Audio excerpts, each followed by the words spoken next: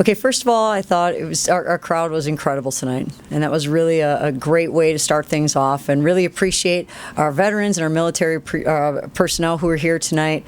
Certainly appreciate the maniacs who came out. That was a great student crowd. And I was actually kind of laughing at some point in time about things that they were saying. So I thought that was really great. Gave us a lot of energy. So band.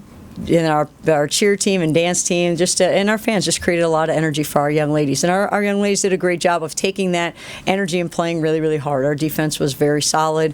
And we were able to obviously force a lot of turnovers while also not giving a lot up in early offense. So there are teams that can press and turn you over, but might give something up early, whether it's an open arc shot or something at the rim. And I thought we were able to do both. We were able to put pressure on in a backcourt, and we were able to keep pressure on in the front court too. So I thought our players played really, really hard. Certainly a lot that we can learn and grow from, but a great way to start things off.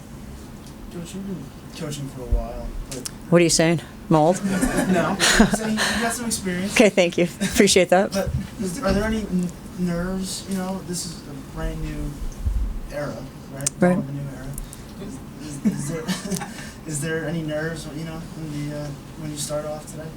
Well, I grew up on a farm, right? So at this point, what I was thinking actually right before the game kind of tipped off, or like that, there's that weird hour before the game when you're waiting, the team is warming up, and you're back in the locker room, and you're getting ready to talk to them for the last time about what the matchups are and what the assignments are.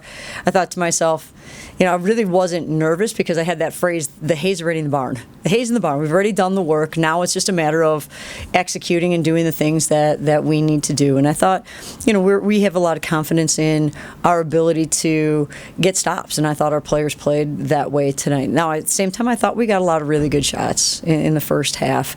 We got open threes early, and we hunted them, and that's really good. We want to do that.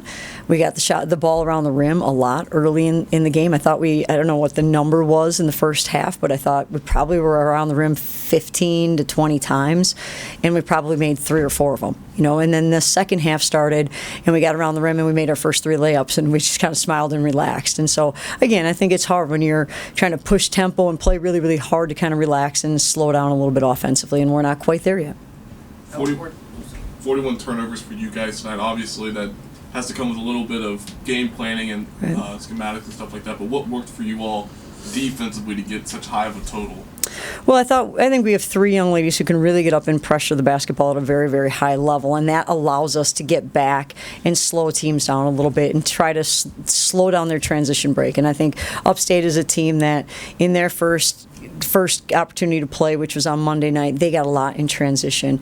And so, with Madison Smith, with J.J. Quinterly, and even Mari Russell came in and did a really good job of kind of applying some pressure. So I think it starts there, but then at the same time, how do we get through screens? I thought our post-it kids did a good job of keeping the ball out of the paint for the most part. And when we didn't, they got good shots or second chance opportunities or got to the free throw line. So kind of a combination of a lot of things.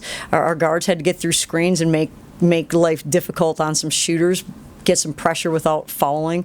So I think it's kind of certainly a combination of a lot of different things. USC Upstate's coach is also in his first season. Do you think that makes it an intriguing, does that add an intriguing element to it?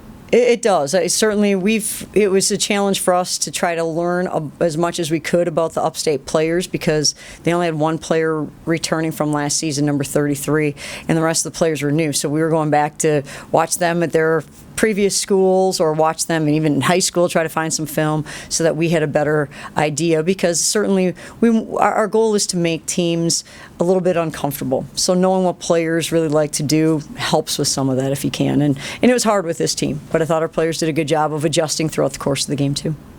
I noticed a couple of times during the course of the game, you take a player out and you would kind of go to them on the bench with the clipboard and whether it scribble something down, show them a play, whatever it may be. Is that something that you normally do? And I guess if you do normally do that, what benefits have you seen from that? Well, again, our players are still learning to understand the game. So, for example, or understand how we want to defend. And I thought the things that we had an opportunity to scout, we did a pretty good job. Our players did a really good job on. But then there were some opportunities where we saw some things we hadn't seen. This is the next part of the play, sideline out of bounds. We took away the first look or the second look, and now they got the third look. And 2 out of 3 times when we didn't know it was coming, they got something really good against us with it. And so at that point in time, it's a matter of we've got to become good enough that even if we don't have time to really prep for a team or they throw something new at us, we're fundamentally sound enough that we know how to guard it. And I think that was what we were trying to teach during some of those moments. Coach, you were talking about the atmosphere. I'm interested. How did you get the students? Yeah, the Maniacs are incredible. Weren't they awesome? Yeah, so we've been working with the Maniacs to try to generate some excitement. One of the things that they requested was their own student section, and so they got it, and then they did a great job with it because I guess evidently you don't want to be a Maniac by yourself. I mean, I guess that's a little bit logical. So I thought they've come in with ideas of how they want to do things. We went to the Mountain Layer today, and there were a number of the leaders in the Maniacs who were right along with us. They were. I think they did a better job of selling the game than probably I or our players did at that point in time. So they're really into it. They want it to be a great atmosphere. I thought they did just a tremendous job for us. That's going to be a lot of fun to continue watching that group grow. You guys handed out cookies today, right? We did. I had the best cookies. I had the chocolate chip with the little M&Ms in them too. So we got to get more of those. Those were a big hit. The sugar cookies, nobody wanted those, just so you know. I was going to say, do you guys have enough cookies for the rest? We're going to do that. We're going to go, yeah, if we have to start baking cookies, we'll find a way. We're going to hold you to that. That's good. You guys want some cookies too? That'd be good. Can do Coach, that. obviously this is your first game as the Mountaineers' new women's head basketball coach, but when you look at this first set of games, what are some things that you want to look at and really examine before you guys get into the bulk of your conference season? Well, I think our players are understanding how much energy they need to have. And a number of our kids not only just got tired, but it's hard. They're cramping up. So we've got to learn how to prepare our bodies and then how to recover our bodies. So to do that and then come back and play a couple days later, which obviously we're not doing this time, but that's going to be a challenge for us. And our next game is a 10 o'clock in the morning game. That's a new challenge for us. What does that look like? And so we've got to continue to work on what it takes, I think, physically, and then it's the part of understanding, what it looks like and how to move the ball and how to screen. I thought in the third and fourth quarters we started to get some really good possessions, of moving the ball and screening for each other and creating opportunities. And there was Sarah Bates and I had an exchange because I told her to do one thing and she did it, and it wasn't a good idea. So I told her don't listen to us. Next time, do this. And she said, okay. But she listened, and our kids are really trying, so that was really good. Coach, how important is depth and aggressive defensive scheme Yeah. like yours, and how do you feel about your team's depth? Yeah, we certainly need a great deal of depth to play the way that we do. That takes a lot of energy out of you to apply that kind of pressure and be solid in a half court. And certainly, I think we're at the point where Mari's a young lady who, this week has kind of stepped up as somebody who can go up and pressure the basketball. And some of that's just us experimenting with different lineups and what that looks like and what's really good for us. And so I thought she gave us a boost in that. But certainly, I thought that we had a number of ladies that came off the bench and gave us some really, really good minutes today. Coach, one of the next questions in your mind is what will it look like when the other team isn't turning it over Right. 41 Right. times? Is there another level that this defense, can go to? Well, and that's what we talked about in the locker room. That's a great question because, again, we want to force turnovers, but at the same time, when you do that, a lot of times your opponent's field goal percentage is pretty high. So we may have turned them over 20 plus times, but then all of a sudden they scored at a 44% clip, and we were able to turn them over and keep their field goal percentage down. And so that's really something that's a priority for us.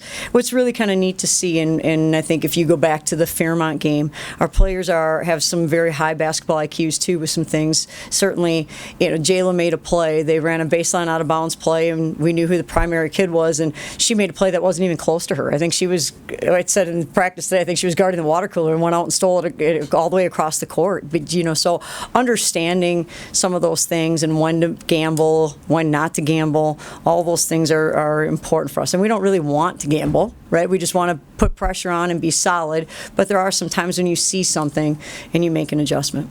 Speaking of depth, I believe every player got in tonight. Right.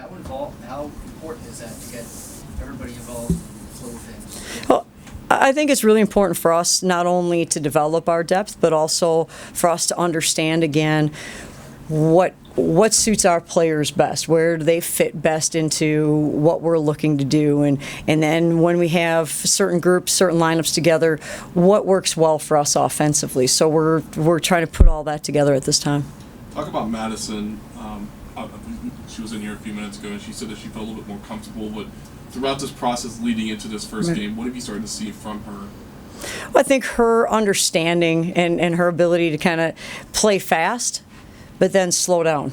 And I thought you saw that in one of the very first possessions of the third quarter when we got a steal, and then she started to attack, and then she just kind of hesitated for a little bit and waited, and Kylie Blackston was open at the rim and dumped it down low to her, and she got pretty excited, and I think she flexed at that point in time, which is kind of whatever, but it was cool. She got excited because it was something new. She's adding something to her game to play fast, but also slow down and recognize, and so she should be excited about that point in time. How key has Madison been to acclimating to your system and bringing in all the new pieces? Well, I think she's been incredibly receptive and certainly has a lot of experience and has a great voice. And what we're starting to hear now in practices are players saying the things that we're saying, and they're taking the ownership of it. And she's one of those players that's doing a lot of that, and that's really important for us.